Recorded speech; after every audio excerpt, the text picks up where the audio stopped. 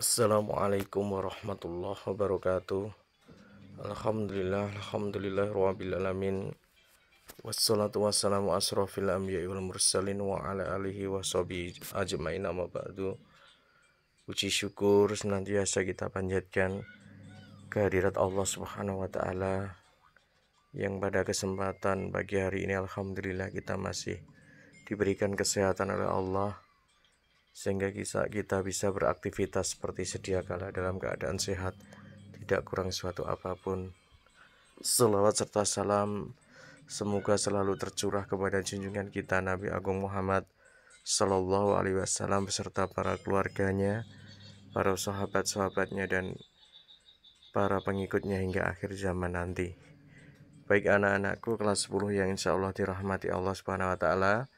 Sebelum Pak Eko melanjutkan pembahasan kita tentang biografi, Pak Eko mengingatkan sekali lagi bahwasannya bagi yang belum mengikuti ujian tes penilaian tengah semester, ya, saya ulangi kembali, bagi yang belum mengikuti penilaian tengah semester atau UTS, maka saya harapkan untuk segera konfirmasi ke WA Pak Eko secara pribadi, japri ya. Saya ulangi sekali lagi, bagi kalian yang belum mengikuti ujian penilaian tengah semester ini yang sudah kita laksanakan beberapa minggu yang lalu, untuk segera japri ke Pak Eko ya. Sertakan alasan-alasan kenapa kalian tidak mengikutinya, karena setelah nilai Pak Eko masukkan ke dalam daftar nilai, ya, ternyata ada beberapa anak yang memang sampai saat ini belum mengerjakan tugas secara online. Dan ini akan sangat berpengaruh besar sekali terhadap nilai kalian nanti ketika kenaikan kelas. Itu ya. Jadi saya tunggu secepatnya. Baik, sekarang kita lanjutkan materi kita terkait dengan biografi. Materi yang terakhir terkait dengan bab ini adalah menceritakan kembali teks biografi. Ya, jadi target terakhir melalui bab ini, kalian tidak dituntut untuk bisa menuliskan sebuah biografi, akan tetapi kalian dituntut untuk bisa menceritakan kembali teks biografi ya. Kalian dituntut untuk bisa menceritakan kembali teks biografi. Nah, kita lihat apa yang ada di dalam buku kalian. Dari teks biografi kita bisa belajar tentang susah dan senang serta lika-liku mengarungi kehidupan. Hidup ini banyak tantangan, akan tetapi dengan ketegaran, kerja keras, dan bertawakal, semuanya dapat dilalui dengan baik, bahkan bisa berujung pada sebuah kesuksesan. Kita mengetahui bersama bahwasanya perjalanan hidup kita ini tidak seperti yang kita bayangkan, akan enak terus, akan lancar terus, tidak seperti itu. Akan tetapi terkadang kita mendapatkan rintangan-rintangan, mendapatkan hambatan-hambatan, tantangan di dalam kehidupan kita ini. Akan tetapi di situ disebutkan, bahkan di dalam agama kita juga mengajarkan tentang itu. Kita harus tegar, ikhlas, berusaha, kerja keras, dan setelah itu semuanya kita jangan lupa tentunya dengan dibarengi dengan doa.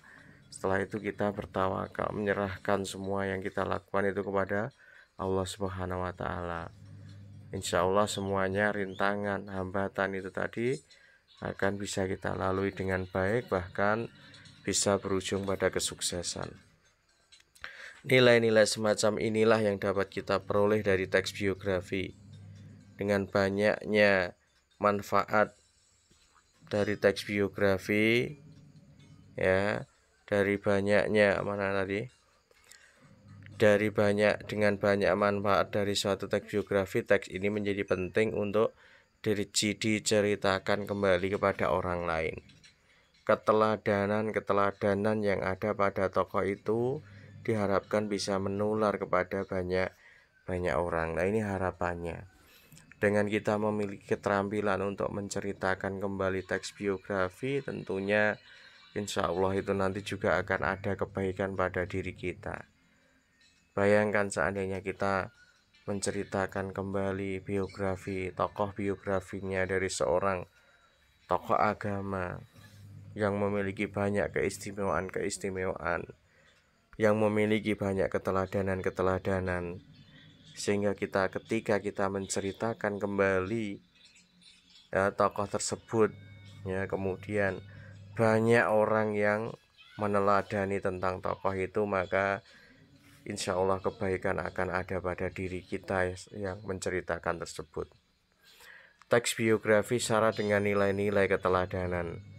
Banyak pelajaran yang dapat kita petik dari sikap atau perjalanan hidup tokohnya, di samping tingkah laku buruk dan kegagalan yang tidak patut kita contoh. Ya, jadi jangan kalian mengira di dalam sebuah biografi itu yang disajikan adalah hal-hal yang baik saja, tidak. Ya, akan tetapi di situ pula nanti kita akan mendapatkan tingkah laku yang buruk, tingkah laku yang tidak baik, dan kegagalan-kegagalan yang tentunya itu semuanya tidak bisa kita contoh.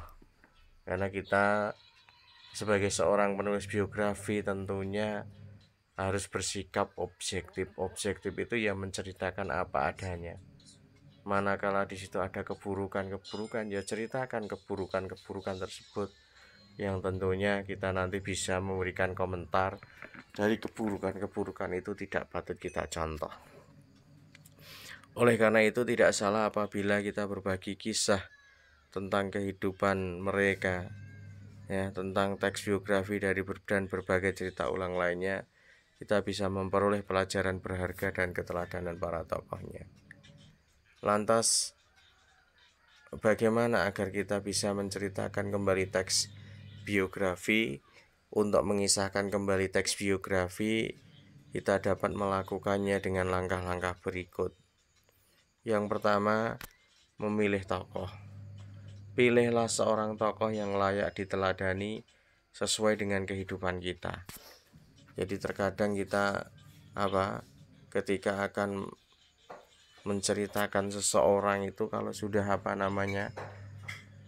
tokoh tersebut atau orang tersebut sudah masuk ke dalam hati kita akan dengan penuh semangat menceritakan orang tersebut. Misalnya manakala ada seorang temanmu yang bertanya, misalnya kalian meneladani, mengidolakan seorang tokoh, misalnya guru kalian ketika di SD misalkan. Misalnya nama guru kalian adalah Pak Budi misalkan. Ketika ada orang lain menanyakan bagaimana kabar tentang Pak Budi, kalian akan penuh semangat menceritakan tentang Pak Budi tersebut. Ya. Namun sebaliknya, apabila ada seorang tokoh yang tidak kalian idolakan, bahkan kalian cenderung untuk membencinya, misalkan anggap saja dulu ketika kalian punya guru yang sangat galak, killer, misalkan namanya Pak Eko, kita guru itu ya, kemudian kalian cenderung ke arah benci pada Pak Eko, maka ketika ada orang yang bertanya bagaimana tentang Pak Eko sekarang, kalian akan menjawab dengan enggan. Bahkan kalian mungkin mengatakan, dah sekarang nggak perlu kita membicarakan tentang Pak Eko, seperti itu ya. Jadi memilih tokoh, pilihlah seorang tokoh yang layak untuk diteladani. Kemudian yang kedua, mendengarkan atau membaca teksnya hingga betul-betul kalian memahami dan menguasainya. Jangan sampai ketika kalian akan menceritakan teks biografi kepada orang lain, kalian sendiri belum bisa memahami secara sempurna. Maka kalian harus bisa mendengar, membaca hingga betul-betul paham dan menguasainya. Dengan cara bagaimana? Catatlah bagian-bagian cerita yang dianggap penting dari setiap rangkaian peristiwa yang dialami tokoh. Ketahui pula pemikiran, cita-cita, karakter, dan hal lainnya yang menjadi ciri khas dari tokoh tersebut. Kemudian apabila dengan lisan, sampaikanlah dengan suara, lafal, dan intonasi yang jelas. Ciptakanlah penggalan-penggalan ekspresi, ciptakanlah penggalan-penggalan cerita yang membuat penasaran pendengar. Jadi seperti di dalam sinetron itu ya, ketika ceritanya sudah bagus, kemudian dipotong dengan iklan, dipotong dengan bersambung, nah misalnya seperti itu. Nah, itu penggalan cerita yang membuat penasaran pendengar. Kalian juga bisa teknisnya bagaimana, insya Allah nanti ke depan Pak Eko sampaikan. Kemudian gunakanlah bahasa yang mudah dipahami pendengar, hindari kata-kata yang berbelit-belit dan membingungkan, seperti itu. Kemudian perhatikan pula penggunaan ejaan dan tanda baca kalau teks itu disampaikan secara tertulis. Itu jadi ada 5 hal-hal yang perlu kalian persiapkan ketika kalian akan menceritakan kembali teks biografi. Itu ya anak-anak yang bisa Pak Eko sampaikan. Mohon maaf karena kalau nanti Pak Eko menyampaikannya terlalu lama, nanti ukuran videonya ini besar. Karena Pak Eko menggunakan HP, ukuran videonya besar, jadi ya tentunya tidak baik untuk kalian ya. Sekian yang bisa Pak Eko sampaikan, mudah-mudahan yang sedikit tadi bermanfaat. Assalamualaikum warahmatullahi wabarakatuh.